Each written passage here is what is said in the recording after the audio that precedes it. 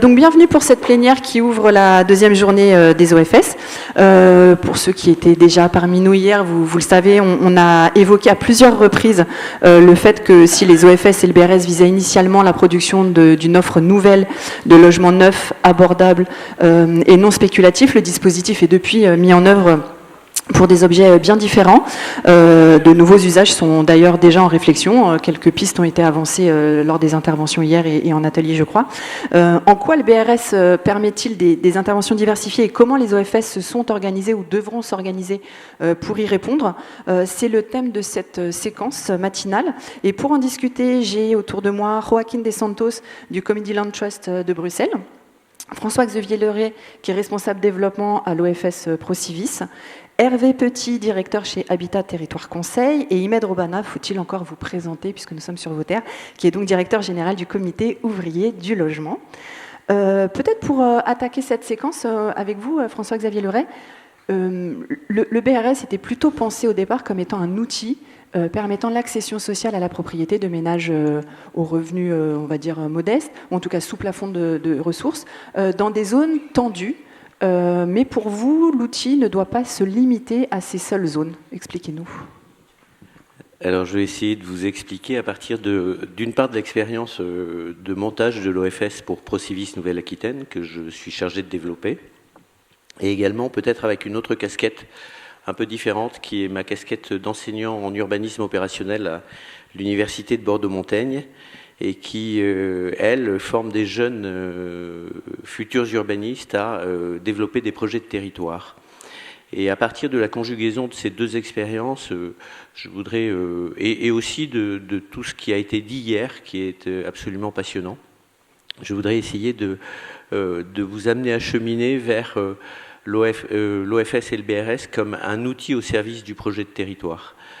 Ce que je constate quand on a monté l'OFS Procivis Nouvelle-Aquitaine, c'est qu'on a défini en fait trois cibles principales. La première cible qui était l'offre en marché tendu. Cette offre en marché tendu rejoignait en fait le dispositif OFS-BRS qui est maintenant relativement classique.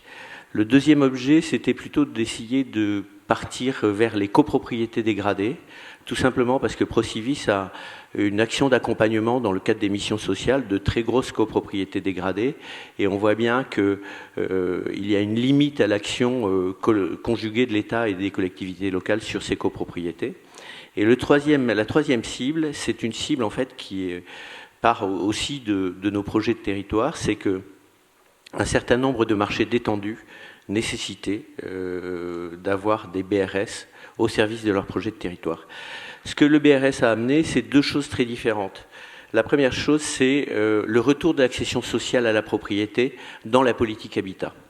Ce retour, il a fait une entrée fracassante avec le BRS, et on l'avait abandonné depuis assez longtemps, et notamment depuis les programmes PAP et le programme des développements des lotissements dans les années 60, 70, 80, qui s'était arrêté brutalement.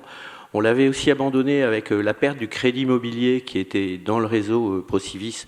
Donc je vous rappelle le réseau Procivis, 4e famille HLM, qui appartient vraiment à cette mouvance, à ce mouvement, à cet esprit. Donc on l'avait un petit peu abandonné à la suite de la déconfiture du crédit immobilier. Et du coup, le BRS ramène en fait l'accession sociale à la propriété au cœur des politiques habitat. Le deuxième élément qui était assez intéressant, c'est que le BRS est un outil qui est largement utilisé de dissociation de valeurs foncières et immobilières. Cet outil largement utilisé, par exemple, dans le cadre des baux à réhabilitation, amène quelque chose de nouveau. Et le nouveau, c'est la maîtrise des valeurs. Et la notion de valeur, ça n'a pas qu'un sens seulement économique. Ça a un sens sociétal, ça a un sens symbolique. Quand on parle, par exemple, d'utiliser un BRS dans le cadre des quartiers politiques de la ville, on essaie tout simplement de mettre en place une valeur symbolique qui est la propriété occupante dans le cadre d'un projet de quartier. Donc ça, c'est assez intéressant, et ce double effet qui se coule, accession sociale à la propriété et entrée de nouvelles valeurs dans les politiques de territoire sont assez intéressantes. Moi, ce que j'ai constaté hier et ce que je constate aussi sur le terrain, c'est que le BRS contient trois éléments de politique publique assez intéressants. Il sert les politiques habitat, et ça, ce que Marie-Hélène Ourquet nous a montré hier dans le projet Pays Basque et le PLH Pays Basque, nous montre bien qu'il sert la politique habitat. Le deuxième élément, c'est qu'il sert, bien entendu, la politique foncière. Et là, Nathalie Demélé nous a rappelé avec l'exemple de Rennes que la politique foncière était du ressort et de la responsabilité des collectivités locales. Elle a amené aussi un élément assez intéressant et assez interpellant, c'est qu'une politique foncière qui commence aujourd'hui donnera des effets plutôt dans 50 ans. Et donc, il ne faut pas croire que parce qu'on met en place un BRS, on va avoir une politique foncière actuelle dès aujourd'hui. Je me souviens de certains grands élus de Rennes, Edmond Hervé et Guy Potin, avec qui j'ai travaillé partiellement, et qui disaient que, en fait, effectivement, la politique foncière était une politique de très long terme, donc avec des temporalités longues. Et puis enfin, le dernier élément qui est amené par le BRS, c'est une politique ou une stratégie de peuplement ou de mixité sociale qui pourrait être améliorée par cet outil-là, à la fois dans le cadre des SMS qui pourraient toucher de toutes petites opérations à l'unité logement, et à la fois dans le cadre de nouveaux emplois de la propriété occupante dans le cœur des quartiers. Et là, on peut parler des quartiers politiques de la ville une nouvelle fois, mais on peut parler aussi des centres urbains. Et ces centres urbains de petite taille nécessitent très souvent et très certainement le retour des propriétaires occupants et des propriétaires accédants en cœur de petites villes. Donc ces trois politiques-là, elles sont bien entendu prises en compte largement par les collectivités locales, mais la politique en elle-même d'habitat ou la politique de peuplement ou la politique foncière ne définissent pas en elles-mêmes des stratégies de territoire. Et les stratégies de territoire, c'est projeter le territoire dans deux séquences temporelles différentes, une séquence à 10-15 ans et puis une séquence plutôt à 20-30 ans, qui permettent en fait d'envisager ce que serait le territoire de demain, à la fois si on n'y fait rien et à la fois si on y fait quelque chose. Donc cette stratégie de projection de territoire, elle montre que le BRS, en combinant ces trois aspects, peuplement, habitat et foncier, peut être un véritable outil de l'aménagement urbain d'aujourd'hui. Et là-dessus, la question que je pose par rapport à toute cette démonstration, ce n'est pas de savoir si il faut des BRS uniquement en zone tendue, mais s'il faut des projets de territoire sur tous les territoires. Et en fait, la question du projet de territoire sur tous les territoires, que ce soit en zone tendue ou en zone détendue, nécessite que nous utilisions des BRS sur tous les territoires, et non pas sur les territoires uniquement tendus. Et du coup, ça m'amène à peut-être conclure un premier temps qui est la nécessité de comprendre le BRS comme un outil d'aménagement urbain en plus d'un outil d'habitat, en plus d'un outil de peuplement, en plus d'un outil foncier, un outil d'aménagement urbain au service donc du projet de territoire pour reconstituer dans un certain nombre de cas des valeurs au territoire qui sont dépréciées, dévalorisées ou autres. Et ça, que ce soit en tissu très urbain ou en tissu beaucoup plus rural. Hier, on avait abordé dans un atelier la question justement du BRS en zone tendue, et moi je me suis étonné auprès de la Banque des Territoires de la notion de BRS en zone C qui avait été financée par du prêt Gaïa, notamment sur l'exemple de l'EPFL du Pays Basque ou du COL. Voilà, du COL. Et du coup, la réponse du représentant de la Banque des Territoires m'a fait dire que nous n'étions pas dans l'emploi de BRS en zone tendue pour le développement d'une nouvelle offre, mais de l'emploi du BRS en opération tendue. Et cette notion de glissement, donc d'un zonage administratif vers en fait un outil au service d'un projet est tout à fait intéressante. Un des risques qu'on évoquait avec Madame Paraponce hier, c'est la spécialisation des OFS et des BRS dans des cas de figure insolvables par d'autres outils opérationnels. Là-dessus, comment répondre à cette question-là ? Il ne faudrait pas spécifier ou spécialiser les OFS-BRS dans les cas de figure les plus difficiles à résoudre dans l'aménagement du territoire ou le renouvellement urbain ou le recyclage urbain, etc. Et je vais vous donner peut-être une petite piste sur laquelle on pourrait peut-être se pencher collectivement demain. Vous savez tous qu'on a construit des lotissements à perte de vue des années 70 aux années 90, c'est ce qu'on a appelé l'étalement urbain. Si je compte bien les gens qui ont acheté dans les années 70 à 90, mais ils ont 30 ans de plus maintenant. Donc ça veut dire que ceux qui ont acheté dans les années 90, eh ben, ils ont mon âge, ils ont plus de 60 ans. Ceux qui ont acheté dans les années 70, ils ont plus de 80 ans maintenant, en général, en moyenne. Ce qui veut dire qu'on pourrait essayer justement d'imaginer que le BRS et les OFS soient des outils au service de politiques territoriales encore plus grandes, et notamment, tout simplement, pour accompagner le phénomène du vieillissement des propriétaires occupants dans les lotissements vers des acquisitions de cœurs de ville, de cœurs de bourg, de logements dont à 60 ans, 70 ans, 80 ans, on a peu à faire en fait d'une plus-value latente à terme, qui pourrait nous permettre peut-être de ramener en fait des propriétaires occupants vieux dans les. Alors quand je dis vieux, c'est pas un terme péjoratif pour moi. Dans les centres-villes, et qui pourrait au contraire permettre le recyclage dans le cadre de projets de densification maîtrisée des lotissements anciens au service de la politique de l'habitat, la politique de peuplement, la politique de la ville, etc. Donc vous voyez que là aussi, j'utilise en fait à la fois l'outil BRS au service d'une politique de peuplement, au service d'une politique habitat, mais au service aussi d'un projet de territoire. Et là-dessus, on a un outil qui va nous booster et qui va nous secouer fortement, c'est l'arrivée du zéro artificialisation net. Je ne sais pas si vous avez suivi l'actualité, mais hier on a eu une alerte comme quoi le gouvernement souhaitait le lancer beaucoup plus tôt que prévu et avoir des résultats dans 6 mois.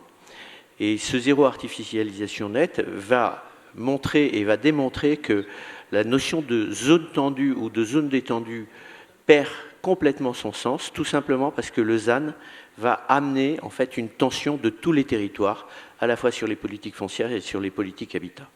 Voilà un peu le propos introductif que je souhaitais vous tenir. Merci beaucoup. Imed Robana, est-ce que vous souscrivez à cette idée que finalement le raisonner entre zone tendue, zone détendue n'a pas de sens et qu'effectivement il faudrait mieux penser en opération tendue, et donc ce qui peut concerner des territoires très très divers, dans la mesure où le COL déjà a une intervention, on en parlait hier, la communauté d'agglomération du Pays Basque et XXL, et il y a des réalités territoriales bien diverses. Vous êtes amené à intervenir sur ce territoire très large et très varié, et vous faites déjà des opérations en zone dite détendue, mais où il y a des vraies problématiques d'accès aux fonciers et au logement aujourd'hui. Alors, je souscris totalement à ce que vient de dire François-Xavier, en fait. C'est vrai qu'au tout début, on a considéré l'OFS en secteur très tendu. C'était vraiment tout nouveau, en fait. On avait un projet à Biarritz, on s'est dit, ça va être le cas de le tester. Donc, évidemment, en zone très tendue, ça a tout son sens.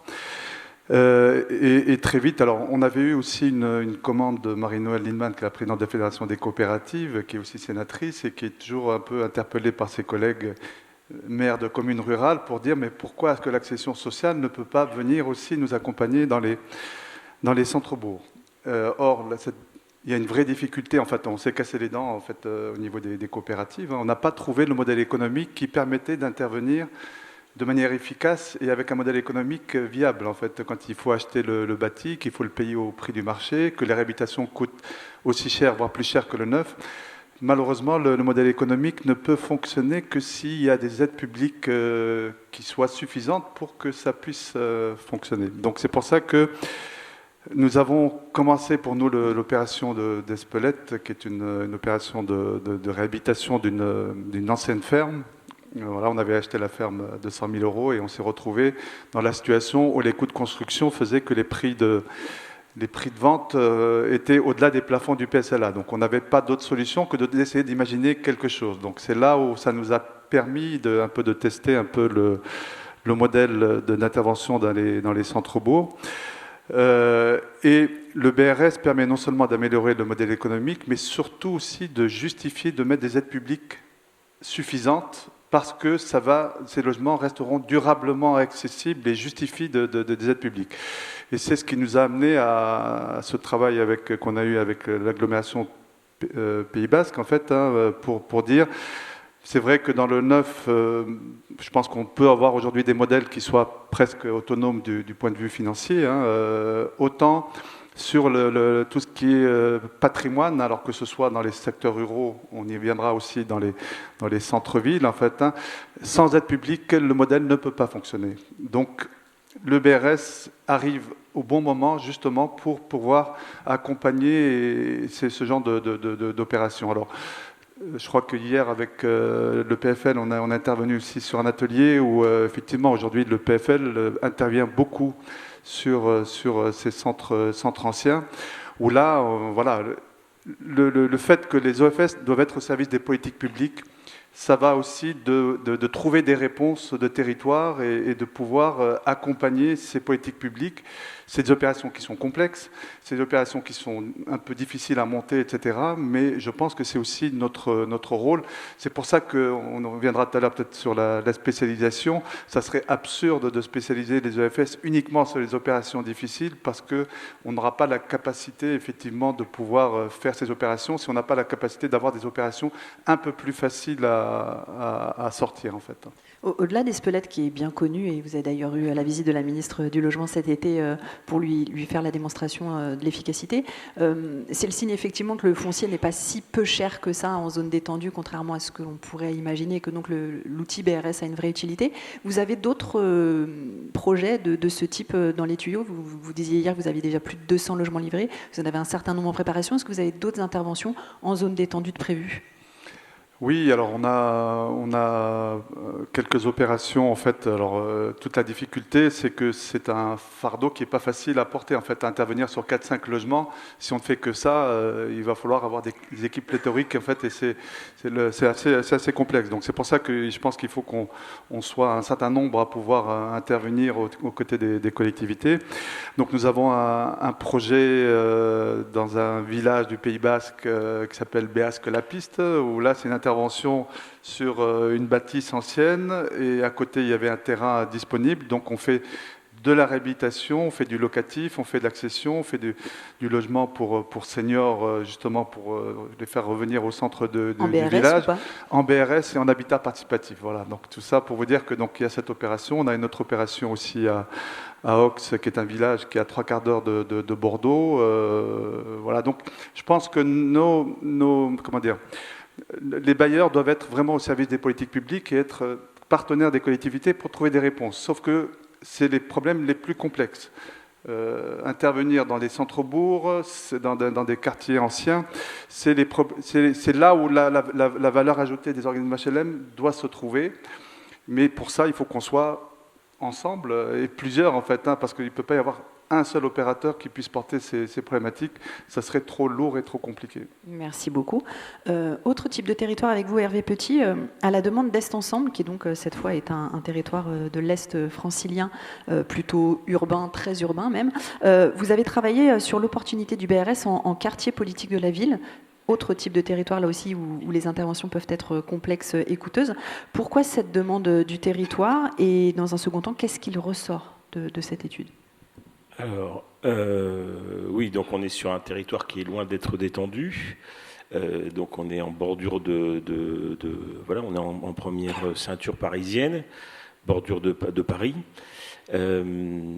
avec finalement, en fait, dans la réalité, ce territoire est très divers. Chaque commune est un marché et chaque quartier est un marché quasiment. Donc derrière, il y a beaucoup de réalités en fait. Dans ce contexte-là. Et on est sur un territoire qui est en forte évolution, avec une population aux ressources très très faibles. Voilà, on est en Seine-Saint-Denis. Le revenu moyen d'un ménage d'un couple avec un enfant, c'est 22 000 €. Et globalement, alors à quelques exceptions près, tout le monde est sous le plafond PSLA, BRS en fait. Il n'y a pas de question, en tout cas les habitants du territoire, il n'y a pas de question de dépasser ce plafond pour ce territoire-là. En revanche, on est sur un territoire où on produit beaucoup. énormément, mais on produit à l'échelle de la métropole du Grand Paris. En fait, on produit pour des Franciliens. À titre d'exemple, aujourd'hui, il y a quelques années, 2-3 ans, au moment de l'élaboration du PLH, on avait 42% d'habitants qui étaient en parc social, et les locataires de parc privé, parc social, c'était 60% de la population. Je les associe parce qu'on est aussi sur un territoire où la particularité est la suivante. Le parc locatif privé présente des loyers beaucoup plus élevés, 2,5 fois plus élevés que le parc social. On doit être à 6 € le mètre carré sur le parc social et on est à un peu moins de 18 sur le parc privé. Mais pour autant, les revenus des ménages, qu'ils soient dans le parc social ou dans le parc locatif privé, sont à peu près comparables. Il y a très peu de diversité, alors que voilà, traditionnellement, et encore plus sur Paris, un locataire du parc privé va avoir des revenus beaucoup plus élevés, beaucoup plus supérieurs aux locataires du parc social. Donc une population qui est quand même très marquée par la précarité, ou en tout cas par des revenus très faibles, a priori candidat XXX à l'accession sociale, en tout cas pas de problème de plafond, mais des problèmes de ressources quand même. Et sur ce territoire, la production de logements aujourd'hui, 65% je crois de la production c'est de l'accession libre. Le logement locatif c'est du logement intermédiaire. Enfin voilà, la population locale finalement elle se trouve exclue de l'accession, et c'est la problématique qui était au cœur de la démarche d'Est Ensemble. En fait, c'est comment je permets à ma population locale d'accéder à la propriété, donc avec du coup une dimension anti-spéculative classique dans les BRS, plus une dimension plus la nécessité de rendre accessible peut-être encore plus, et de travailler sur des équilibres d'opération pour que des ménages vraiment aux ressources très, très faibles accèdent à la propriété. Donc un travail assez précis, avec des réalités de territoire, donc comme je le disais, très différents. Alors, on avait fait un pré-repérage des sites à potentiel BRS, un peu les souhaits des élus, les souhaits des opérateurs, les souhaits des aménageurs en matière de BRS. Il y avait 25 sites identifiés, dont 14, je crois, 14 en QPV soumis à renouvellement urbain. Donc voilà un vrai enjeu en production dans ces QPV, avec un potentiel qui avait été évalué à 200 logements pour 350. Enfin, voilà, une vraie part de production sur ces territoires-là, mais avec donc des enjeux très différents. Sur une première couronne, alors pour ceux qui connaissent bien le territoire, voilà, des communes comme le Pré-Saint-Gervais, Pantin, tout va bien, le métro est là. On est là vraiment sur de l'anti-spéculation et éviter la gentrification de ces espaces-là. Et puis sur des communes un peu plus subtiles, Bobigny, voilà. Et alors encore une fois, si je dis Romainville, il y a un Romainville sympathique et un Romainville moins sympathique. Il y a un Montreuil sympathique et un Montreuil moins sympathique. Bref, sur ces territoires-là, l'enjeu donc d'une population à très faible revenu, et comme vous le disiez, tous les deux, en fait, on est sur un territoire où il n'y a pas de... Enfin, c'est un peu méchant ce que je vais dire, mais en tout cas, la gestion du foncier n'est pas une problématique posée de façon très, très soutenue par les collectivités. Il y a quand même beaucoup d'opérateurs qui interviennent, des aménageurs qui interviennent à plus grande échelle que le territoire Est Ensemble, à plus grande échelle que le territoire communal. Puis il y a des opérateurs privés qui interviennent. Et du coup, alors je rejoins ce que vous disiez sur la nécessité d'intervenir ensemble et dans une vraie stratégie foncière. Parce que du coup, sur les communes de première couronne, des OFS qui interviennent et qui font du BRS, on va trouver. Sur des situations plus compliquées, telles que vous évoquiez dans le cas de territoires détendus, là, pour le coup, on se presse moins. Et du coup, il y a une sorte de risque, effectivement, il y aurait un risque de spécialisation, en tout cas d'OFS sur des opérations très compliquées, et puis des OFS qui interviendraient sur des situations plus simples, entre guillemets. Sachant en plus, excusez-moi, je vous coupe, que c'est un territoire qui est en pleine mutation, notamment avec le réseau du Grand Paris qui se constitue, et des zones qui aujourd'hui sont loin du métro. Vous avez parlé de Romainville et de Montreuil, seront demain desservies. Ce qui va aussi changer la physionomie des quartiers et peut-être leur attractivité, et pose aussi la question d'une forte inflation du foncier et des biens immobiliers dans ces zones qui, en quelques années, j'ai notamment en tête Romainville, qui n'est pas très loin de chez moi, donc que je connais bien, où c'est plus 7 ou 8%, je crois, en 2 ans, avec l'arrivée attendue du métro.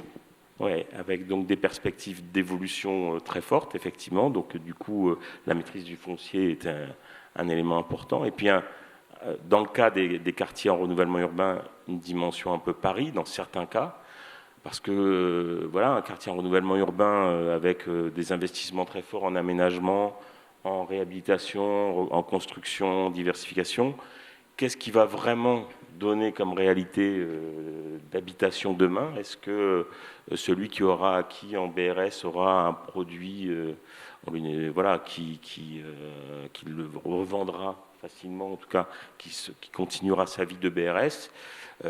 Voilà, il y a un petit peu un pari sur l'avenir. Et en tous les cas, par rapport à cette notion de maîtrise foncière, pour le coup, les élus des différentes communes, parce qu'on est sur un établissement public territorial, donc c'est une intercommunalité jeune, on est sur un outil qui prend ses marques un peu, et du coup, on est encore sur des logiques plutôt communales quand même.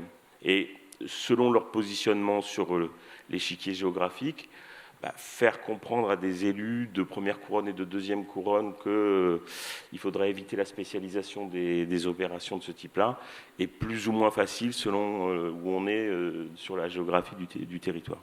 Donc c'est cette prise de conscience un peu de solidarité territoriale et d'appréhension des potentiels et des risques qui résulte en fait de ce travail en fait.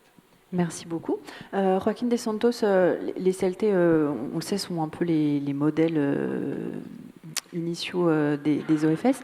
À Bruxelles, vous êtes aussi confronté à cette problématique de l'intervention sur des secteurs très divers, les zones détendues, est-ce qu'il y en a vraiment sur Bruxelles? Vous êtes plutôt sur cette logique qu'on vient de présenter d'intervention en milieu urbain et en quartier qui s'apparenterait à des QPV français. Oui, tout à fait, Emmanuel.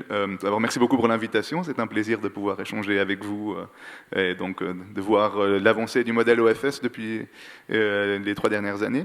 Eh bien, écoutez, tout à fait. Enfin, quand j'entends Hervé, j'ai l'impression qu'il décrit exactement le type de quartier sur lequel on intervient à Bruxelles. Donc, nous intervenons essentiellement dans ce qu'on appelle le croissant pauvre à Bruxelles, qui est donc une zone autour du canal, pour celles et ceux qui connaissent Bruxelles, qui est historiquement donc populaire, ouvrière, et qui, depuis quelques années, fait l'objet de plus en plus de convoitises, notamment du fait qu'il y a toute une série de développements autour du canal, qui notamment privés, mais également publics, qui ont entraîné une sorte de spirale de renchérissement et de spéculation qui, pour l'instant, est limitée à la zone du canal, mais qui n'est pas exclu qu'elle puisse se diffuser par ailleurs. Par ailleurs, de nombreux enjeux en termes de qualité de logement abordables, un parc de logements sociaux très réduit à Bruxelles. On est sur à peu près 8% du parc de logements qui sont des logements sociaux, quand bien même la moitié de la population bruxelloise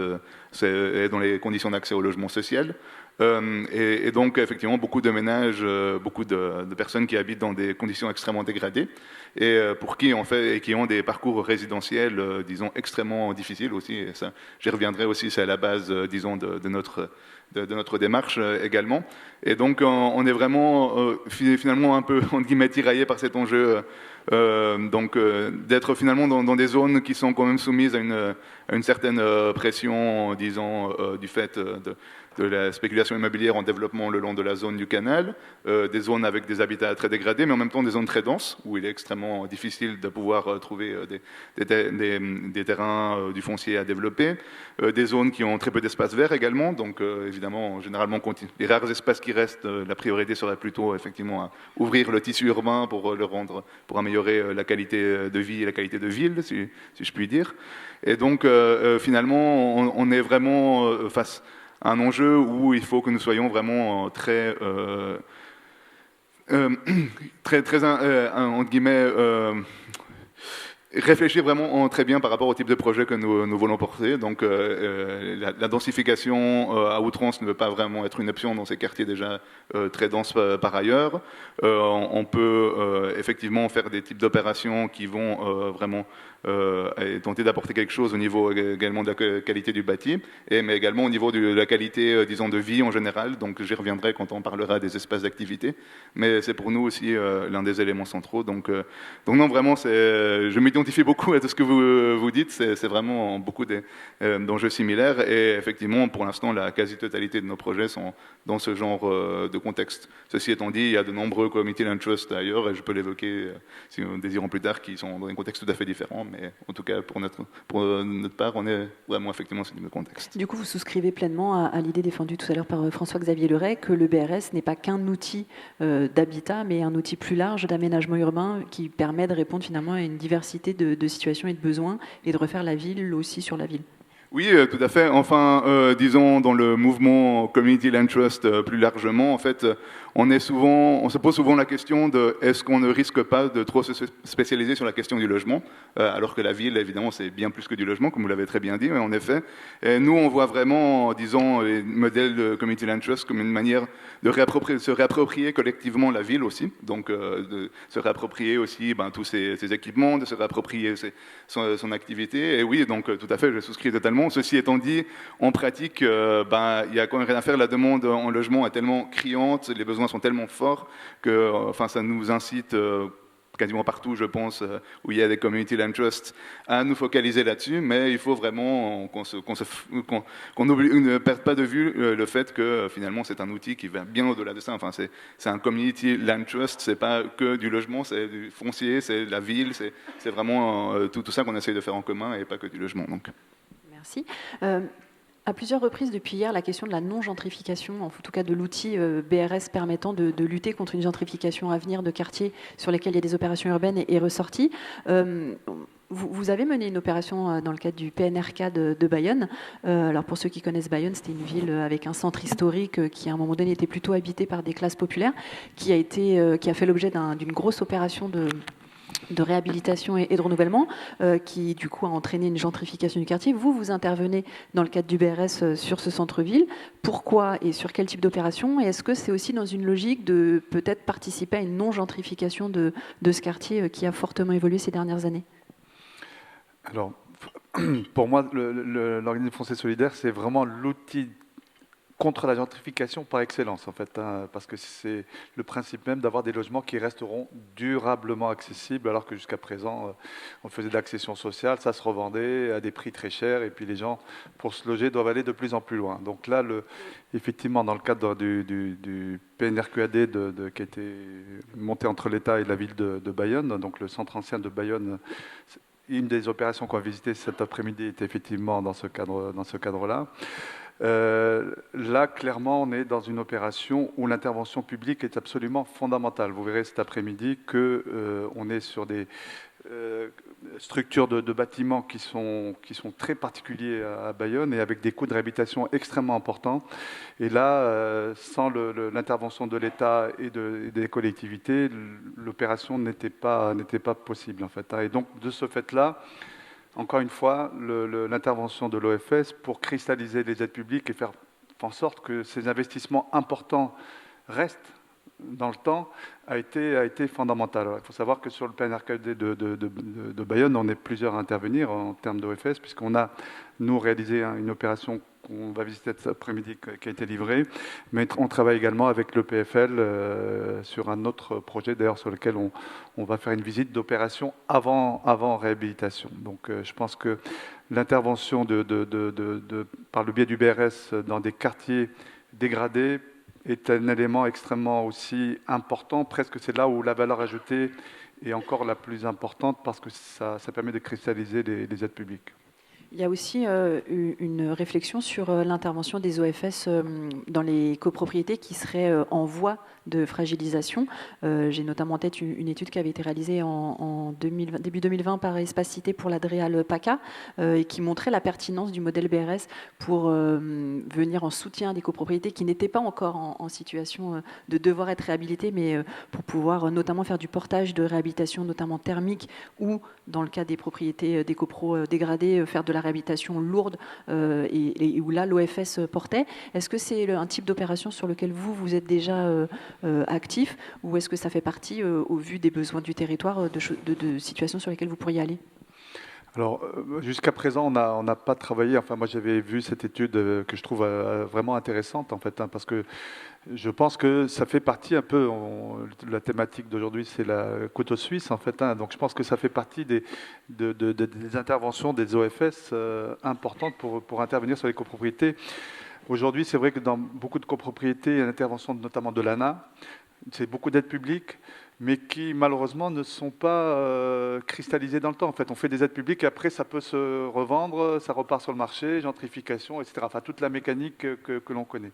Donc je pense qu'une intervention des OFS sur les copropriétés dégradées me semble faire partie un peu des axes importants. Et évidemment, nous sommes ouverts et au service des collectivités pour pouvoir les accompagner dans ce type de projet. Merci beaucoup. François-Xavier Leray pour le VFS Procivis. Oui, avec Procivis, on intervient sur des copropriétés dégradées déjà, et notamment avec des dispositifs de solvabilisation des copropriétaires, mais on voit que ça n'est pas suffisant.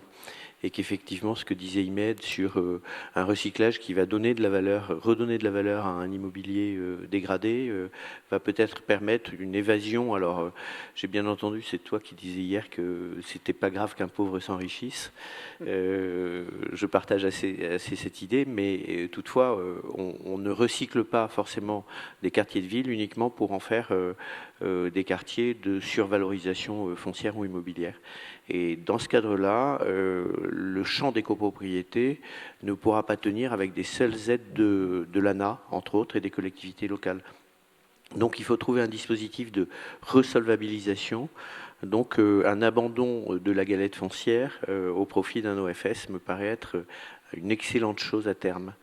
Par contre, il faut qu'on résolve un problème technique et juridique. C'est ce qu'on avait appelé hier le double acte, c'est-à-dire une acquisition auprès de tous les copropriétaires du bien et une revente. Et ce double acte est intenable, tout simplement parce qu'il augmente de 15 à 20% le projet global de la copropriété. Et donc ça, il faut qu'on le résolve. Et je compte sur M. Kemener, je ne sais pas s'il est là, pour arriver à convaincre le gouvernement de limiter ce double acte sur un dispositif forfaitaire comme la vente entre organismes HLM. Ça pourrait être pas mal, ça. Merci. Hervé Petit. Oui, alors moi, je ne sais pas si c'est le bon moment, je ne voulais pas forcément parler de la copropriété, mais sur la gentrification, un point important autour des QPV, c'est les fameux 300 mètres, la fameuse zone de 300 mètres, qui permet quand même d'accéder, qui permet aux opérateurs d'accéder à des régimes, notamment de TVA réduite, etc., et qui, sur des territoires plutôt en tension, deviennent un peu des territoires en jeu, d'opportunités, on va dire, et du coup, qui peuvent marquer un clivage encore plus fort entre le QPV et autour du QPV. Et du coup, cette zone de 300 mètres, la régulation des marchés sur cette zone des 300 mètres, le BRS est un outil assez intéressant pour ça, pour du coup arriver à une sorte de fluidité. Alors c'est un peu théorique, hein, mais en tout cas arriver à une régulation et à estomper, on va dire, les zonages QPV et hors QPV, et arriver à une sorte de mixité, à permettre à des habitants du QPV de faire de la mobilité en dehors de son quartier, pour qu'il resterait dans son quartier, et éviter qu'il y ait une sorte de Fort Knox autour de ce QPV, avec des opérations fiscalement très intéressantes, mais qui, pour la population locale, n'apportent pas grand-chose. Merci beaucoup. Joaquin, sur ces questions de gentrification, mais aussi de je ne sais plus. C'est le matin pour moi aussi, voilà, oui. voilà, de copropriété, pardon. Tout à fait. Merci beaucoup. Oui, effectivement, enfin, c'est des enjeux qui sont extrêmement actuels pour nous, dans le sens où, encore une fois, c'est des constats quand même très partagés entre Bruxelles et entre tout ce que vous dites, notamment par rapport aux propriétaires occupants qui sont là depuis très longtemps et qui n'ont plus les moyens financiers de pouvoir faire des ajustements en matière énergétique pour améliorer la performance énergétique de leur bâtiment. Les grandes propriétés dégradées, donc à Bruxelles, il y a eu toute une série de grands développements, disons, de grandes copropriétés dans les années 60-70, ou qui se retrouvent actuellement dans des situations assez compliquées. Donc, c'est des petits propriétaires qui sont membres d'un très gros, ce qu'on appelle une barque, entre guillemets, quoi, mais qui se retrouvent vraiment dans des conditions financières extrêmement difficiles, parfois. Et donc, nous, on voit des dispositifs du type Community Land Trust, OFS, comme vraiment des manières d'intervenir là-dedans pour exactement, comme Imed l'a dit, que ces financements publics qui arrivent pour vraiment améliorer les performances de ces logements, pour vraiment pallier à ces difficultés-là, et bien finalement, ils ne soient pas perdus par après. Donc, nous travaillons actuellement avec la commune de Molenbeek-Saint-Jean pour réfléchir à un projet pilote en fait en matière d'apporter en fait du capital à des propriétaires en difficulté pour qu'ils puissent donc faire des rénovations, mais que à terme, si un jour ils décèdent ou qu'ils revendent le logement, eh ben, ils devront le faire selon les clauses antispéculatives du modèle Community Land Trust, et ce logement donc viendra intégrer le parc du Community Land Trust OFS, en sachant que ce modèle a un peu été essayé en Flandre, mais sans vraiment, avec des clauses antispéculatives un peu moins strictes. Et surtout, l'un des grands enjeux en Flandre, c'est qu'il y avait très peu d'accompagnement qui était prévu. Or, l'aspect accompagnement est absolument crucial pour ce type de rénovation, parce qu'évidemment, nous sommes face à des personnes qui n'ont pas du tout les capacités techniques ou même, disons, même plus administratives, en guillemets, de pouvoir mener ce genre de projet à bien. Et donc, il faut également, pour nous, qu'il y ait un accompagnement qui soit prévu pour ces projets de rénovation donc de logements et copropriétés dégradées. Donc, nous sommes extrêmement preneurs de tout retour sur expérience, toute réflexion. Donc, n'hésitez pas à nous contacter le cas échéant. Nous aimerions vraiment pouvoir creuser le sujet. Et sur la question de la gentrification, je l'ai dit auparavant, effectivement, enfin, on est pour l'instant sur une logique, disons, de gentrification relativement ciblée autour du canal à Bruxelles, mais ce que l'on voit, c'est qu'effectivement, de plus en plus, des petites opérations commencent à surgir ça et là, avec notamment un intérêt quand même très marqué de grands promoteurs immobiliers internationaux pour commencer à effectuer des petites opérations à gauche, à droite. Et donc clairement, il faut quand même bien admettre une chose, c'est que nous travaillons comme une échelle très petite, donc on ne peut pas vraiment dire qu'on va à nous tout seuls pallier la gentrification, mais que clairement les modèles OFS, MRS, Community Land Trust sont un outil qui devrait faire partie d'une politique plus générale de lutte contre la gentrification, que peuvent être d'autres choses comme encadrement de loyer ou autres types de politiques publiques. Ouais. Merci. Imed, vous souhaitiez réagir? Oui, je voulais juste compléter sur les copropriétés. En fait, le travail qui est fait par un collègue, né collègue de Bretagne, en fait, Keredes, sur comment est-ce que il peut y avoir un tiers financeur pour porter notamment des travaux d'économie d'énergie où les copropriétaires de revenus modestes ne peuvent pas suivre, en fait. Donc, je pense que c'est aussi un des axes qui peut être intéressant au niveau des copropriétés. Merci. J'en profite aussi pour vous dire, je ne l'ai pas dit tout à l'heure, mais que comme hier après-midi, nous aurions la possibilité d'avoir une séance interactive avec vos questions, vos témoignages, peut-être des exemples de ce que vous menez sur vos territoires ou des réflexions que vous menez. Voilà, je vous préviens un petit peu à l'avance, puisque comme moi, ce matin, ça peut peut-être être un peu dur. Voilà, je vous préviens, je vous donnerai la parole d'ici une dizaine ou une quinzaine de minutes. Imed, Robana, on reste avec vous, puisque un autre... accent qui peut être mis dans le cas des BRS, c'est sur la participation des citoyens. Joaquin parlait à l'instant de l'accompagnement et de la nécessité d'être proche des habitants. Alors là, il était plutôt sur la logique des copropriétaires, mais il y a aussi la logique amont, avec un essor aussi, on le sait en ce moment, de l'habitat participatif. Vous menez actuellement des projets en BRS pour l'habitat participatif. Oui, alors il faut savoir qu'effectivement, à l'origine, les OFS ont été inspirés un peu des comités de land trust, en fait. Hein. Et les comités de land trust donc, existent depuis assez longtemps, même aux États-Unis, ça fait plus de 40 ans que ça existe, en fait. Hein, ont été souvent des projets portés par des citoyens. Or, en France, on a pris l'organisme de foncier solidaire plus par l'effet antispéculatif qui était vraiment l'élément le plus important. Alors ça a eu pour conséquence que, malgré tout, on a des structures plus importantes et du coup avec des moyens financiers beaucoup plus importants. Par contre, c'est vrai qu'il manque un peu cette dimension citoyenne, en fait, hein, et au niveau du col, on est très engagé dans l'habitat participatif. Hein. On a plus de 800 logements à notre actif et on en fait vraiment un axe important parce que je pense que la ville aussi se fait avec des citoyens et que c'est important que les citoyens soient intégrés au niveau de l'acte de construire. Et donc nous avons effectivement livré des opérations en habitat participatif. On a une vingtaine de logements qui ont été livrés sur le quartier de Brazza à Bordeaux. En habitat participatif avec du BRS, un ou deux logements en PSLA, donc on a été un peu loin dans la complexité, en plus des logements à finir avec ce qu'on appelle des volumes capables. Voilà, on vient de livrer il n'y a pas très longtemps à Pau, dans un quartier cœur de ville, en fait, Action Cœur de Ville, un projet d'une quinzaine de logements en habitat participatif et aussi avec du BRS. Voilà, donc l'habitat participatif est un mode de faire, en fait. Hein, donc la propriété du foncier est un peu indépendante du fait que ce soit du participatif ou pas, donc il n'y a pas de problématique liée à ça. Par contre, effectivement, ça rejoint un peu plus, je dirais, l'esprit des communautés de land trust, qui est de retrouver un peu les citoyens au cœur des projets. Juste un point, c'est que dans l'habitat participatif, on a plusieurs modèles, en fait, des modèles où c'est nous qui créons le collectif et le groupe, mais nous accompagnons également une coopérative d'habitants, donc un projet beaucoup plus fort, beaucoup plus militant, en fait, à Bègle, à côté de Bordeaux. Et donc là aussi, on essaie de travailler aussi avec les services de l'État pour rendre compatible le BRS avec les coopératives d'habitants.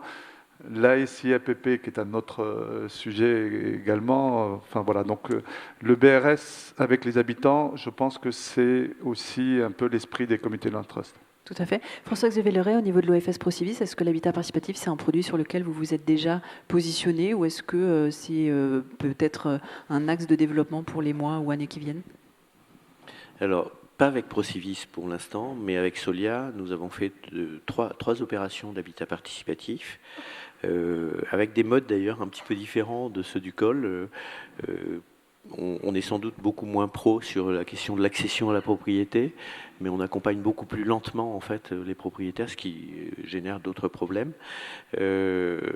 Moi, ce que je trouve intéressant dans la conjonction de l'habitat participatif avec le BRS, c'est la définition justement de ce que j'appelle les valeurs communes, ce qu'évoquait Imed, qui vont bien au-delà de la simple production d'habitat.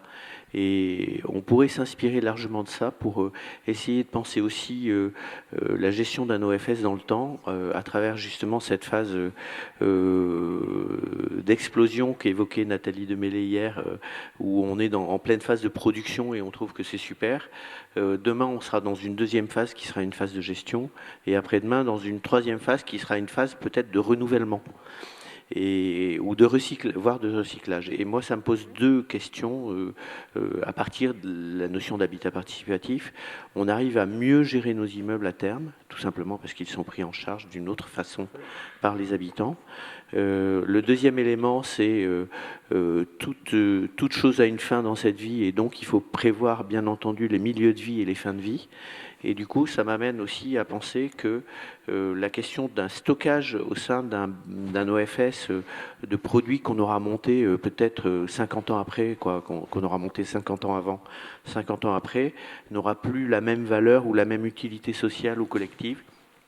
Et du coup, il faut imaginer aussi la durée de vie d'un OFS avec des possibilités de stockage et de déstockage.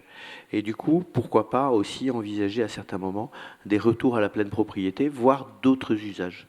Et du coup, ça amène une autre question sur les OFS et les BRS, c'est quelle éthique nous fondons à travers cet outil-là, et quelle éthique à la fois dans le projet de territoire, dans le rôle des collectivités locales, mais aussi dans le rôle des opérateurs habitat vers ce qu'on appelait autrefois de la promotion sociale, ce qu'on pourrait appeler de la mixité sociale, ou tout simplement du devenir des habitants dans les quartiers.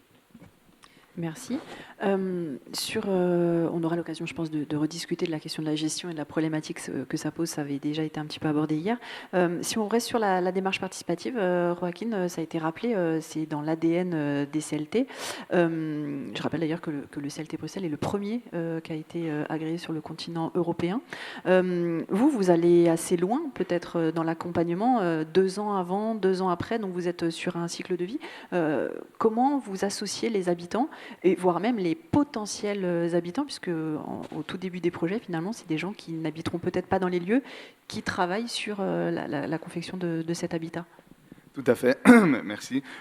Oui, effectivement, alors, donc nous, finalement, nous partons d'une démarche un peu, peut-être à rebours, c'est qu'on va identifier un terrain foncier et en fait, on va co-construire un projet autour de ce foncier, en fait. Donc, on va commencer par des ateliers, ce qu'on appelle des ateliers Archilab, donc des ateliers, disons, pour réfléchir, en fait, au projet qu'on veut donner à ce foncier.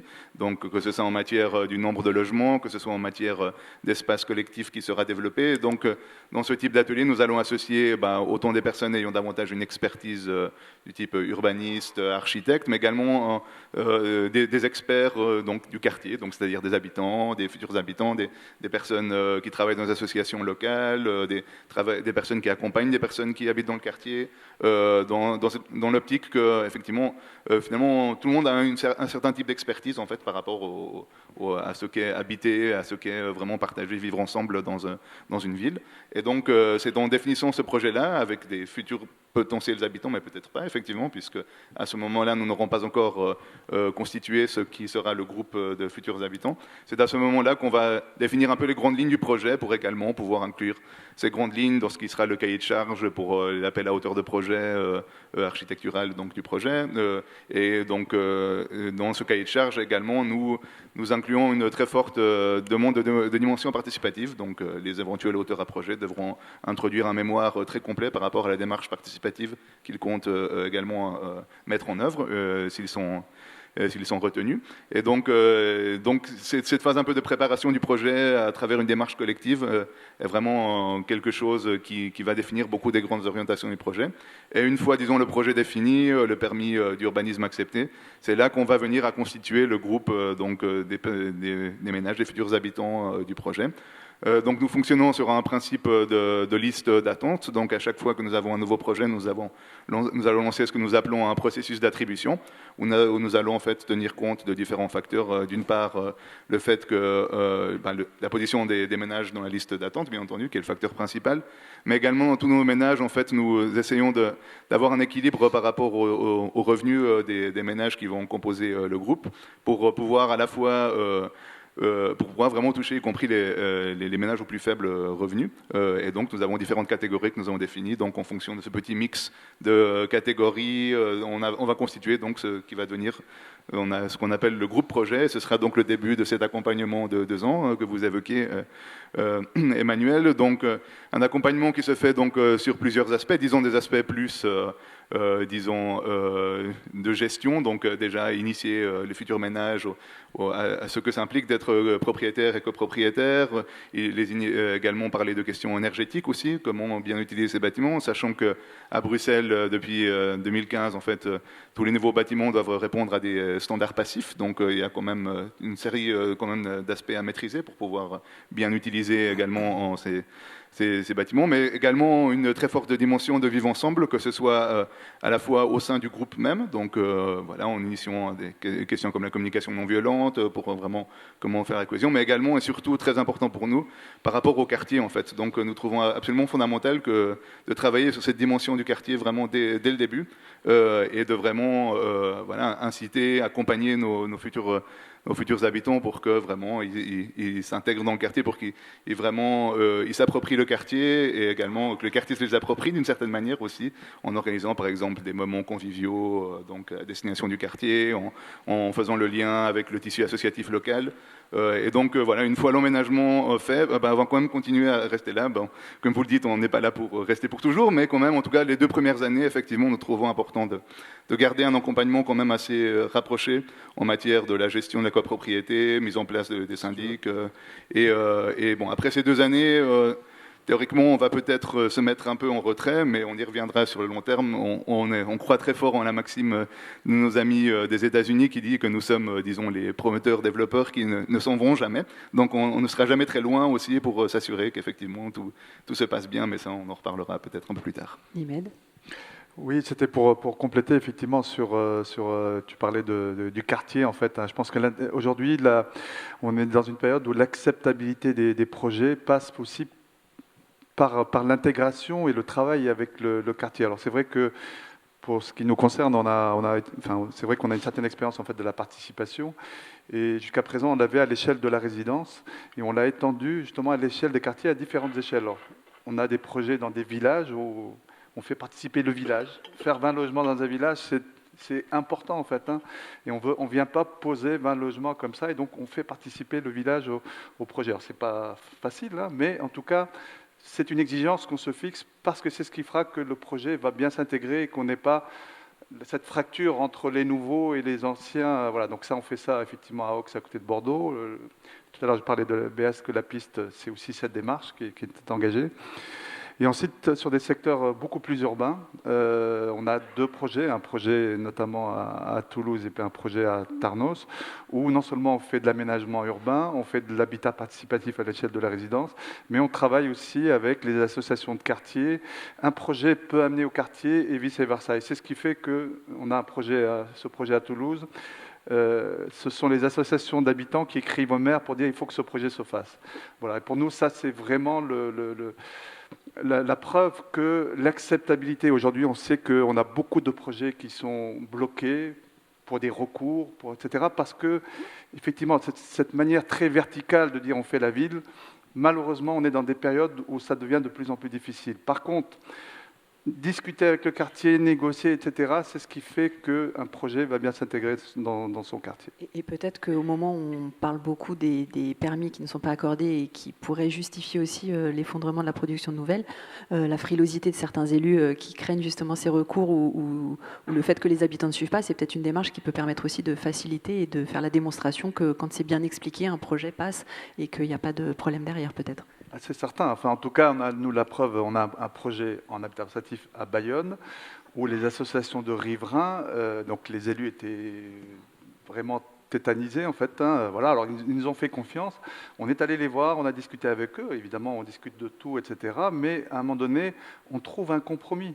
Et quand on trouve un compromis, c'est gagnant-gagnant pour tout le monde, que ce soit pour les élus, pour les habitants, pour le quartier. Voilà. Donc je pense qu'aujourd'hui, on est dans cette période où il va falloir peut-être passer un peu plus de temps pour que les projets sortent, mais je pense que c'est aussi ça qui fait la ville. Merci. Alors, on retourne aussi à Bruxelles encore pour la question des locaux d'activité, puisque là aussi, c'est un peu une spécificité initiale du CLT, c'est que dans tout projet d'habitat, vous avez toujours une réflexion sur l'intégration de locaux d'activité, avec là aussi une démarche participative, ça fera peut-être le lien avec ce qu'on vient de dire. C'est peut-être intéressant de s'attarder sur cette expérience au moment où, en France, on réfléchit à créer un produit de type BRS pour les locaux d'activité. Oui, tout à fait.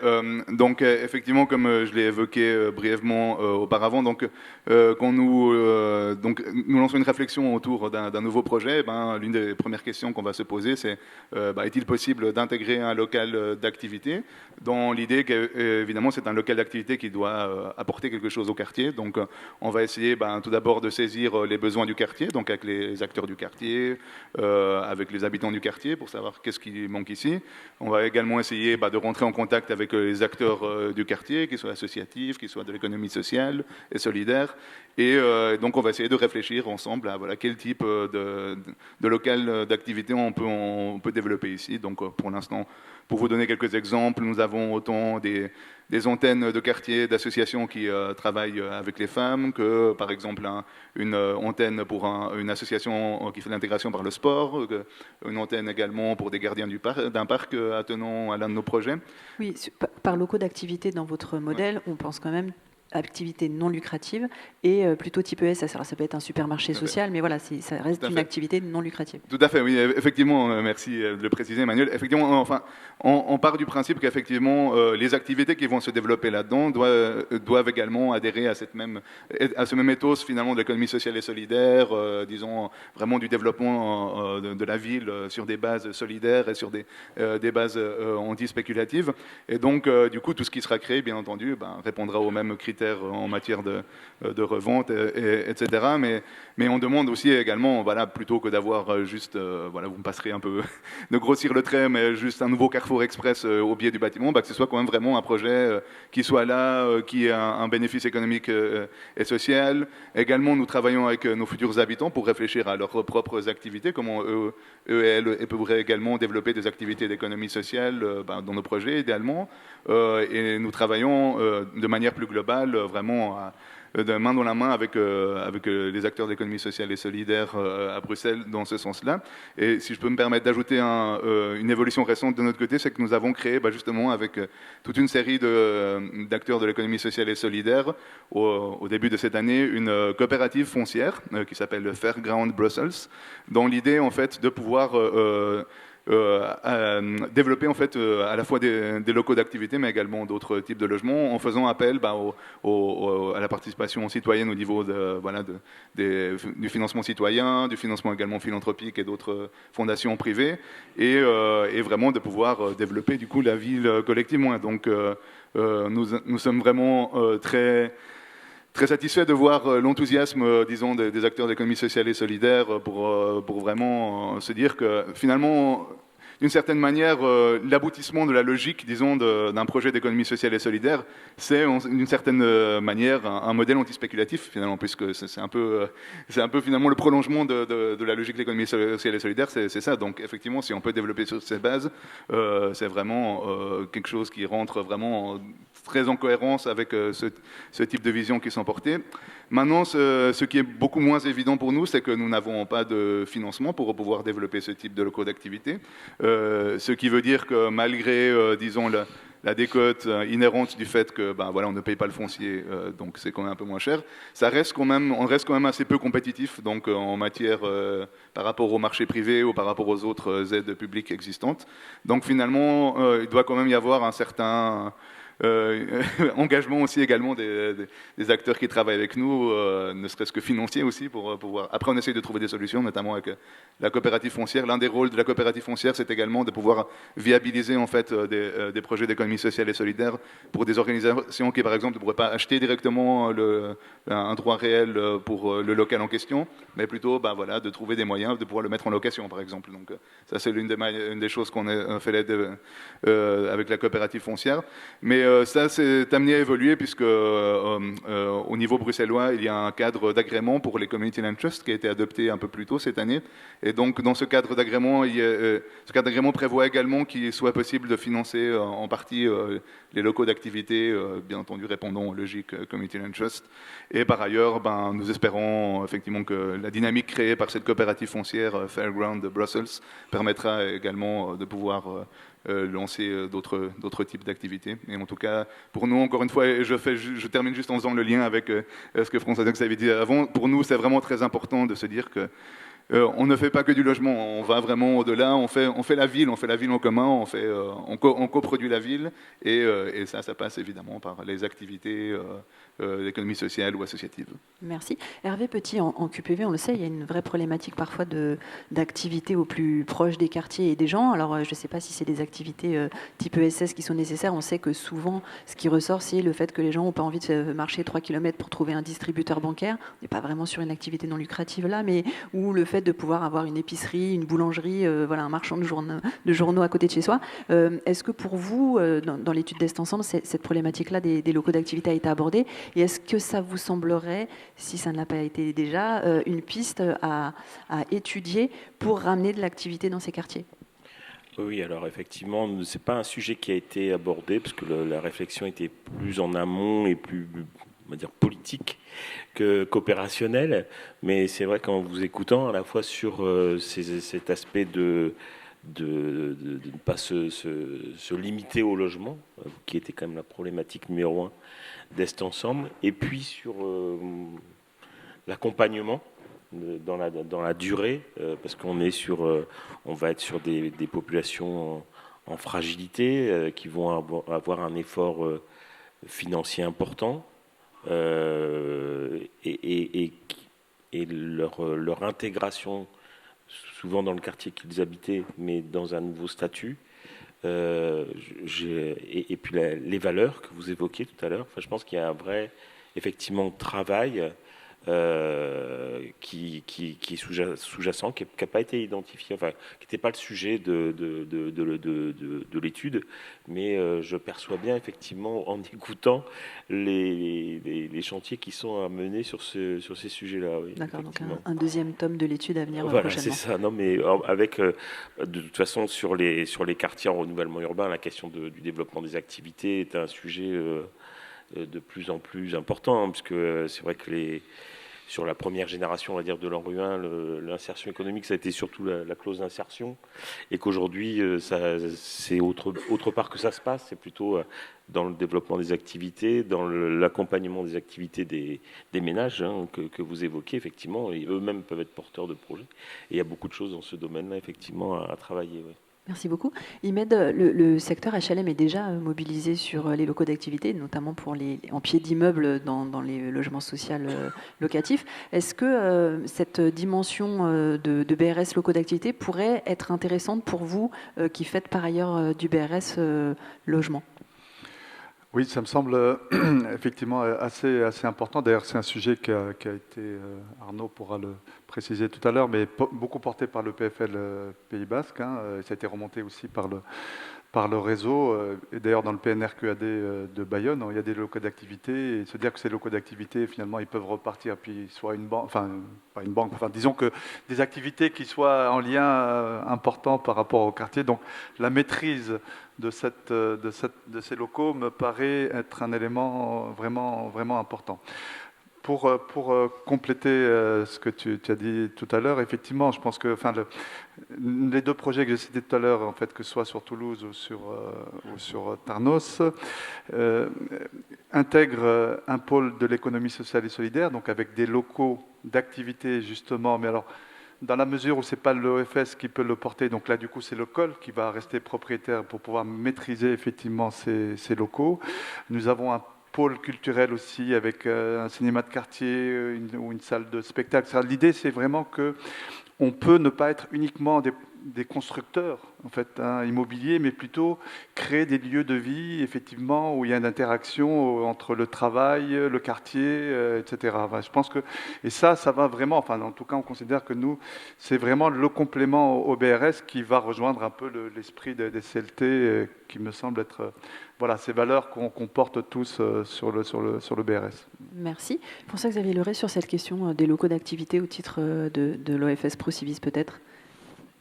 Alors, je suis très partagé sur toutes ces questions-là.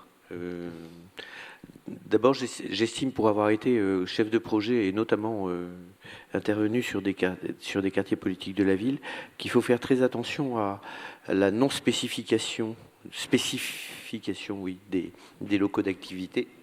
Excusez-moi. C'est-à-dire que je serais assez contre une spécificité des locaux d'activité à destiner... Excusez-moi. Je vous en prie. Vous avez de l'eau si vous voulez. J'essaye, mais je crois que ma gorge commence à être très irritée. Je serais pour éviter en fait la spécificité du local de pied d'immeuble pour de l'économie sociale et solidaire, et plutôt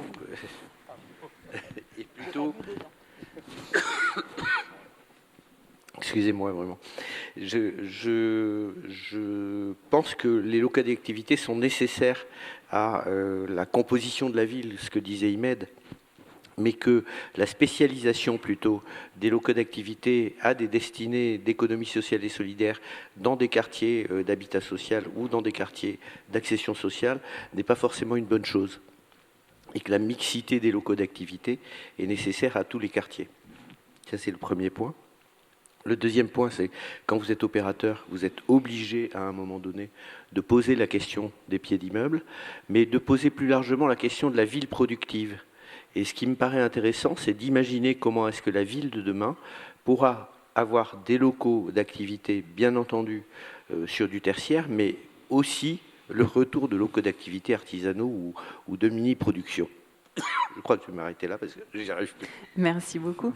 Ça tombe bien. Répétez. Pardon. Effectivement, enfin, moi je rejoins alors, avec la casquette QPV, effectivement, le risque des locaux d'activité qui participent à spécialiser le quartier. Pour autant, enfin, voilà, quand j'entends un cinéma, voilà, le BRS permet la maîtrise, quoi, c'est ça. Et du coup, effectivement, c'est quelle est la bonne affectation. Mais je repense à mon Est Ensemble avec des aménagements le long du canal de l'Ourcq,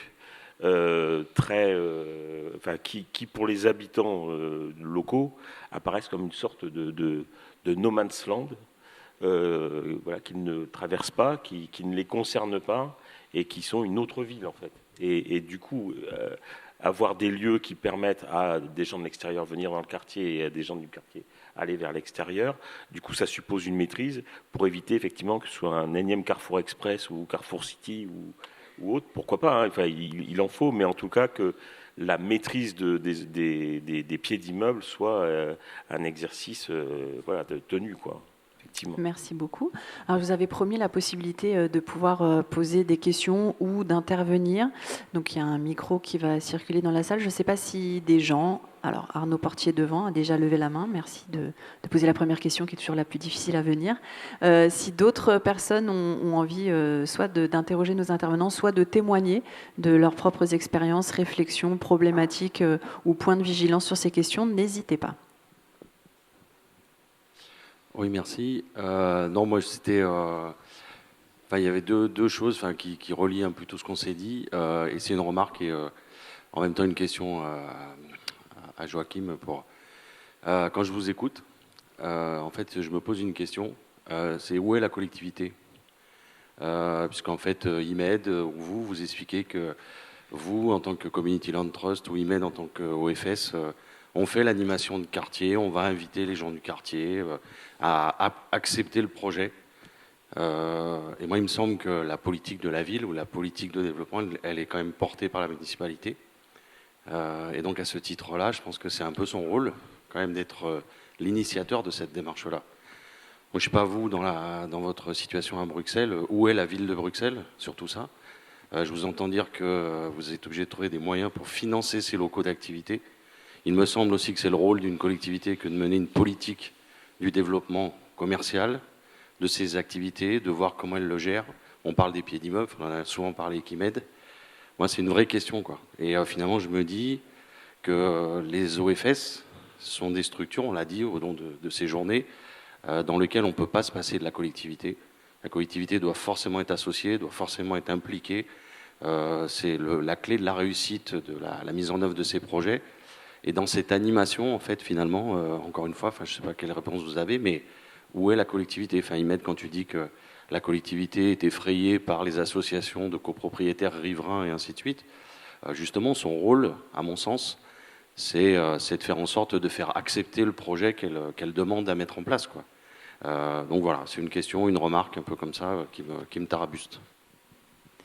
Alors, avant que... Je ne sais pas si une autre question... Monsieur, vous avez levé la main ? On va prendre 2 questions et puis on fera les réponses.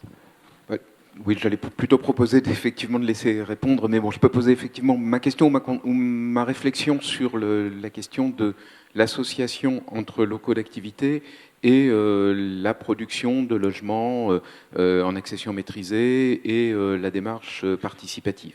Bon, je crois qu'effectivement, tous ceux qui se confrontent à la problématique de la production urbaine voient bien qu'il y a un intérêt majeur à réfléchir cette question de la ville productive ou de la ville accueillante vis-à-vis d'activités et la question de l'accueil des populations un peu qui n'ont pas accès, on va dire, au marché libre du logement.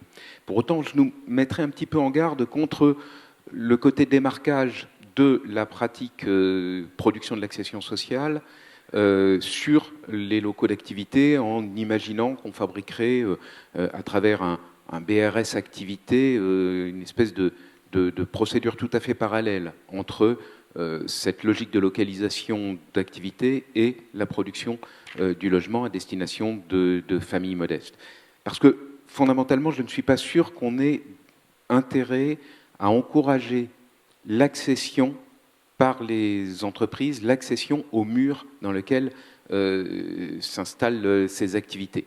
On voit bien que quand on intervient dans les quartiers en QPV, la question des copropriétés commerciales ou la copropriété de locaux d'activité est un problème qu'on a énormément de mal à résoudre. Et donc moi je pense fondamentalement qu'il vaut mieux réfléchir à des logiques de foncières dédiées à l'accueil de ces activités, foncières qui doivent évidemment être très proche de ce qu'est la démarche de production de l'habitat, qu'il soit participatif et ou en accession sociale, mais que le démarquage de la méthode BRS, là, pour le coup, moi j'aurais effectivement quelques réserves.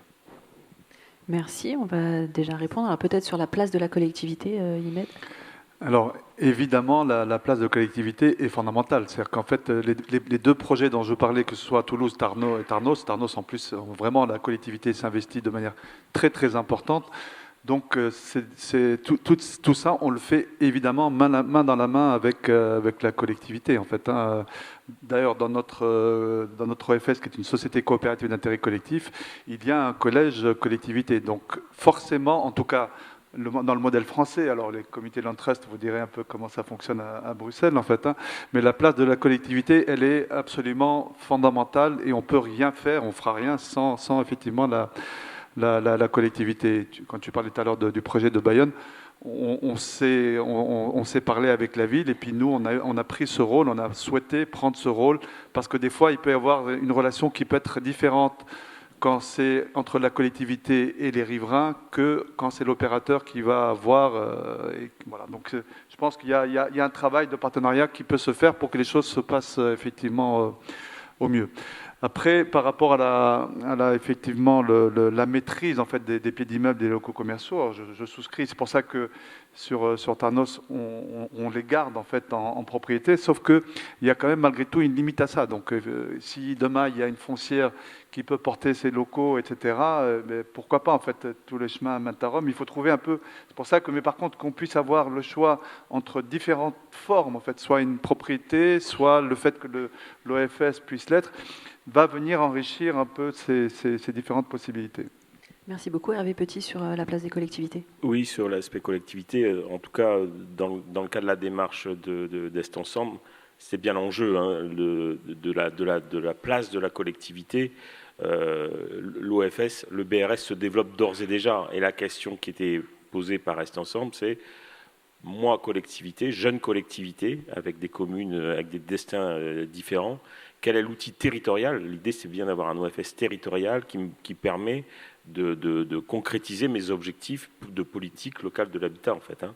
Donc, et on s'est rendu compte qu'il y avait effectivement un enjeu déjà de cohésion entre les communes à traiter et à faire comprendre qu'on était sur un même territoire, que même si on avait des destins communaux différents, même si on avait accès à de l'OFS, à des BRS, à des opérateurs, en tout cas à des OFS différents, il y avait un enjeu à ce que l'OFS soit, enfin qu'il y ait une intervention de l'OFS territoriale et que cette OFS territoriale ne soit pas spécialisée. Donc voilà, là pour le coup, la volonté des collectivités était forte et du coup en termes de format, pour aller au bout, on s'oriente vers un OFS porté par l'OPH communautaire, hein, puisque pendant que la réflexion sur l'OFS territorial se portait, il y avait une réflexion parallèle sur le devenir d'office public de l'habitat communaux qui allait passer à une échelle donc communautaire et du coup c'est devenu un axe, le portage du BRS est devenu un axe fort du nouvel opérateur communautaire qui est en cours de mise en route. Voilà. Merci François-Xavier Leray. Oui, dans les deux remarques, ce qui me paraît essentiel, c'est de le rattacher au projet de territoire.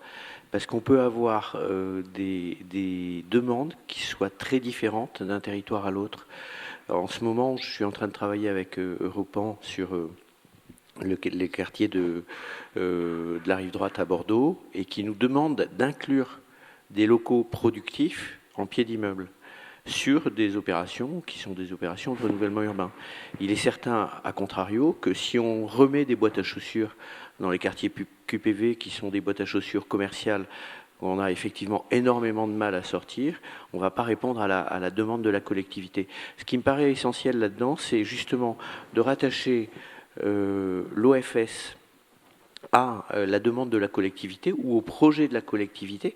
Et ce qui me paraît très intéressant, et là je vais revenir à la Banque des Territoires, c'est que le prêt Gaïa qui oblige en fait l'OFS à demander la garantie à la collectivité va permettre d'interroger la collectivité sur l'utilisation de l'OFS et du BRS au cœur de son projet. Et c'est pour ça que je milite aussi pour que la Banque des Territoires intervienne sur des zones qui sont des zones de projet, même en secteur détendu, tout simplement parce qu'on fait référence en fait à ce partenariat entre OFS et collectivités au service du projet. Merci. Joaquin, il y avait une question sur où est Bruxelles. Oui, en fait finalement je vais faire un peu le lien peut-être entre les deux questions. Tout d'abord, où est la collectivité? Pour nous, ce que nous avons trouvé très inspirant dans le modèle Community Land Trust tel qu'il se pratique dans beaucoup d'endroits aux États-Unis, c'est justement cette idée de la gouvernance tripartite, où à la fois les collectivités, la société civile et les usagers sont impliqués. Donc bien entendu, la collectivité est là, elle est dans la gouvernance, elle est présente dans la gouvernance. Nous travaillons de manière très rapprochée avec les différentes collectivités publiques sur nos différents projets.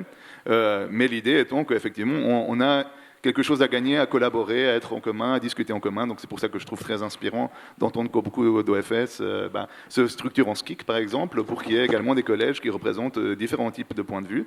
Et ce que nous entendons de nos représentants de la collectivité, c'est qu'ils trouvent extrêmement riche, en fait, ces échanges, d'avoir les points de vue des usagers, les points de vue de la société civile sur les projets sur lesquels on travaille. Donc pour nous, c'est vraiment quelque chose d'important. Et c'est quelque chose de fondamental que la collectivité soit là, soit engagée, qu'il y ait également une volonté politique, il faut bien le dire, évidemment, que ce type de projet prospère également. Et pour nous, le modèle Community Land Trust est un modèle, effectivement, où on va produire les choses en commun, on va réfléchir ensemble, on va collaborer ensemble. Et je fais le lien avec le point de monsieur par rapport aux locaux d'activité, à l'opportunité qu'ils soient propriétaires ou pas. Pour nous, c'est encore une fois dans cette logique de co-construction, de cette logique de gestion commune, c'est fondamental que tout le monde, y compris les activités, soient également impliqués là-dedans et s'identifient à ce projet vraiment de co-construction et de création en commun de la ville. Après, évidemment, on peut trouver des solutions comme avec la coopérative foncière que j'ai évoquée là tantôt pour garantir le fait qu'il y ait une gestion vraiment sur le long terme de certains types de choses. Mais pour nous, ça fait partie de cette démarche finalement que tout le monde soit impliqué à tous les niveaux et que vraiment on coproduise ça ensemble avec la collectivité, avec les usagers, avec la société civile. Merci beaucoup. Je ne sais pas s'il y a encore une question dans la salle. Oui. Oui, c'est Daniel Palmaro-Clercienne.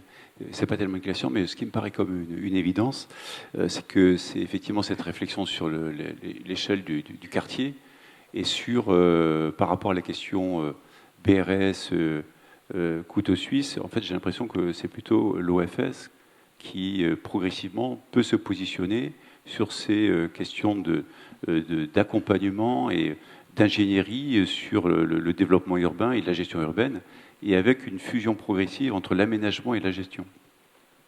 Et donc effectivement aujourd'hui, le BRS c'est déjà un outil formidable sur la mixité résidentielle. Et quand on est déjà aménageur, on va aussi se poser la question de la mixité résidentielle et de tout ce qu'on peut se faire à l'échelle du quartier, et comme l'a très bien dit Imed, avec les gens qui habitent autour, avec toutes ces notions de participation qui sont aussi, il y a aussi une forme d'avancée historique avec ce qui s'est passé, les compétences qui se sont développées dans les projets en rue, et avec progressivement toute une série de compétences qui s'étoffent, et avec peut-être aussi le fait qu'aujourd'hui, ce qui m'apparaît, c'est qu'on a eu à une époque toute une série d'opérateurs, et notamment des SEM d'aménagement, qui géraient, y compris qui pouvaient intervenir sur des petits territoires, et c'est quelque chose qui a cruellement manqué, et et je pense qu'effectivement, tout ce qu'on est en train de voir, c'est l'émergence de nouvelles politiques d'intervention avec des outils, notamment dans les dossiers ACV. Et je crois qu'il y a cette formule de structure OFS élargie. Je pense que être OFS, n'être qu'OFS, c'est peut-être limitant, mais être OFS gestionnaire, et on voit bien, il y a toute une série de possibilités, de EPF OFS ou organisme HLM OFS, enfin, ou à partir de l'accession sociale. Donc je crois qu'on est en train d'avoir tout un continuum d'intervention autour du développement urbain et de l'ingénierie qui manque quand même encore, quoi. Merci. Est-ce qu'on a encore une dernière question, intervention? Avec les lumières, je ne vois pas bien, donc n'hésitez pas à lever la main. Oui, derrière. Oui, j'aurais une question, une remarque par rapport justement à une question sur les... Vous demandiez, l'EPF demandait où sont les collectivités, je demanderais où sont les EPF, c'est-à-dire si vous pourriez peut-être revenir sur le rôle des EPF locaux ou d'État sur le partenariat avec les OFS, hein, et dans cette dimension couteau suisse sur le BRS classique, la dimension peut-être copropriété, la dimension activité à terme, si sur vos deux territoires, préciser un peu plus comment ça se fait. Et une remarque, depuis 2 jours, effectivement, on entend beaucoup que l'OFS, à l'origine, était pensé le BRS dans les zones tendues. Il me semble qu'on en est encore au démarrage. Et du coup, j'ai plutôt, pour ma part, l'impression que dès le départ en France, en fait, on va penser et pratiquer ces OFS et ce BRS plutôt de façon assez œcuménique et assez généraliste, assez vite. Voilà. Merci. Alors sur la question des EPF, je ne sais pas qui veut répondre, vous, Imed, ou est-ce que Arnaud Portier, vous voulez reprendre la parole pour répondre? Peut-être Arnaud. Après, sur votre dernière remarque, madame, je pense qu'effectivement, la table ronde de ce matin fait effectivement la démonstration que d'entrée de jeu, le BRS est étudié et mis en œuvre pour une diversité d'interventions. Donc, juste par rapport effectivement à votre question, où sont les EPF? Bon, déjà, vous l'avez bien évoqué, hein, il y a 2 natures d'EPF, les EPF d'État et les EPF locaux. Ce qu'il ne faut pas perdre de vue, c'est que les EPF sont des acteurs effectivement de la maîtrise foncière et qu'ils sont dépendants d'une politique foncière portée par la collectivité. Donc effectivement, il y a intervention des EPF sur sollicitation de la collectivité dans le cadre de la mise en place d'une stratégie, d'une politique foncière. Donc, effectivement, la collectivité qui va porter une politique de développement et de partenariat et de mise en place de BRS, donc via l'OFS, peut solliciter l'intervention de l'EPF pour ensuite, sur la partie maîtrise foncière, pour ensuite faire en sorte, effectivement, que ce foncier soit recédé à l'OFS. Alors, il y a des cas comme le nôtre, hein, on a pris le parti, nous, effectivement, de se positionner sur cette question des organismes fonciers solidaires, parce que dans OFS, on l'a déjà dit, il y a foncier qui nous a semblé, enfin qui nous a interpellés. On s'est dit, tiens, c'est un sujet qui nous semble intéressant. Donc, dans le cadre du travail qu'on a pu faire avec IMED et les échanges qu'on a eus, on est arrivé à la conclusion, effectivement, qu'en tant que PFL, on souhaitait intégrer cette dimension et donc se faire agréer en tant que PFL. Vous avez les EPF d'État, certains, et on réfléchit, on a notre collègue de la Vendée qui est présent. Lui, en fait, de par sa structure, il est parti sur une démarche de créer un GIP, je crois, donc pour mettre en place effectivement cet organisme foncier solidaire. Mais on est aussi face à un paradoxe, il faut se le dire. Les EPF locaux sont constitués et créés par des collectivités locales, à l'initiative des collectivités locales. Donc, ce sont les collectivités locales qui donnent la marche à suivre et les orientations à ces structures. Les EPF d'État, eux, sont mis en place effectivement par l'État et ont une gouvernance avec un droit de regard, et c'est normal effectivement de l'État. Et quand un EPF emprunte 1 euro, c'est comme si l'État empruntait 1 euro. Je ne vous fais pas de dessin, je ne suis pas un spécialiste, mais la dette nationale vis-à-vis de l'Europe pose des difficultés. Donc effectivement, on souhaite au niveau national que les EPF fassent un minimum d'emprunt et donc il y a un système de stock qui soit assez... avec un retour sur investissement assez rapide, donc sur des portages de 4-5 ans. Donc demander à un EPF d'État de devenir OFS pour garder du foncier pendant 99 ans, alors qu'en parallèle on lui demande de revendre son stock tous les 5 ans, il y a un truc qui colle pas, quoi. Enfin, là, il y a un petit biais, à mon avis, à trouver. Et donc, en fait, c'est vrai qu'aujourd'hui, les EPF qui seraient volontaires, EPF d'État, hein, qui auraient le souhait de se faire agréer en propre EPF, donc devenir OFS, ils auraient cette problématique-là quand même à gérer. Je ne suis pas certain que le ministère les laisse faire dans cette démarche-là.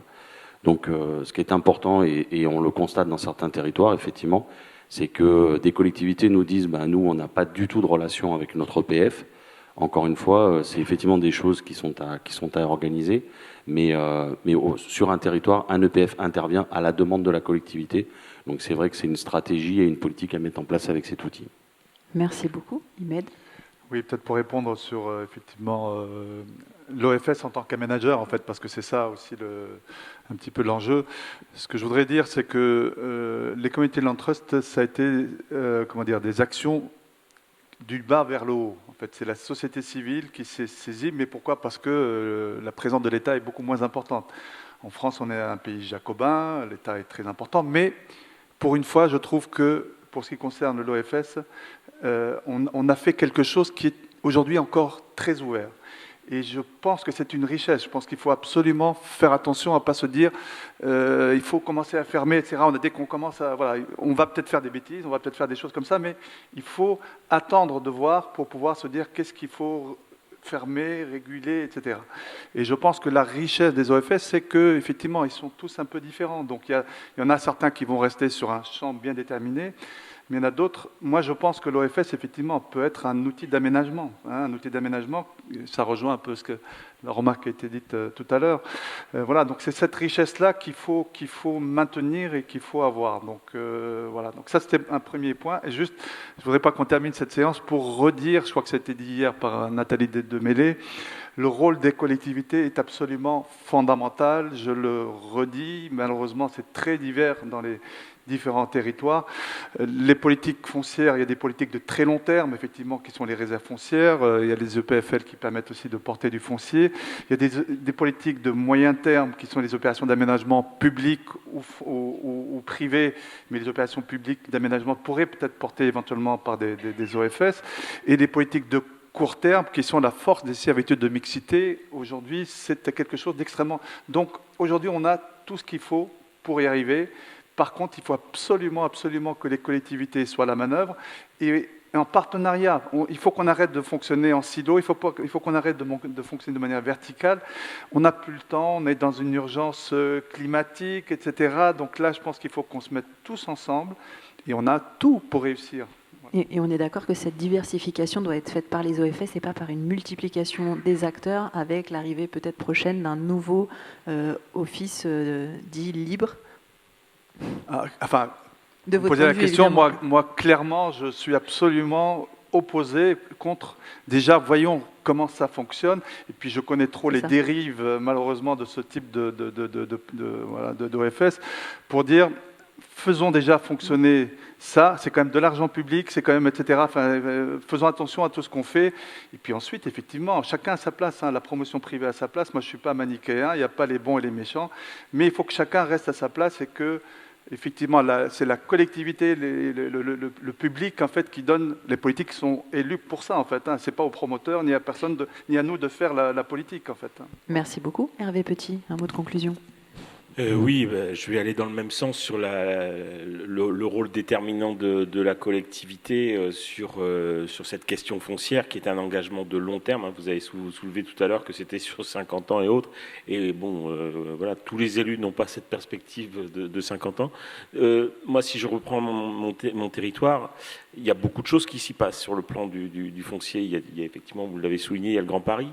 Il y a les JO, il y a des aménageurs qui sont d'échelle départementale, enfin voilà, il y a beaucoup d'opérations qui se mettent en place. C'est un territoire où il se passe beaucoup de choses pour le coup, mais où la cohérence n'est pas forcément évidente en fait. Entre là, en plus, un établissement public territorial qui est une collectivité jeune, qui porte une politique habitat, donc très centrée sur le logement, mais avec des ambitions par rapport à la population locale, et puis un territoire traversé par des opérations d'aménagement qui le dépassent complètement et qui redessinent une ville à une autre échelle et qui redessinent une ville avec d'autres habitants, c'est sûr que là, la nécessité de sortir des silos et d'arriver à une politique globale d'aménagement et foncière qui plus est, voilà, calée, forte, etc. C'est déterminant. Sinon, on va être sur des petits coups à droite à gauche qui vont pas changer fondamentalement grand-chose, en fait. Hein. On va être dans du gadget. Merci beaucoup. Joaquin, peut-être un dernier mot ?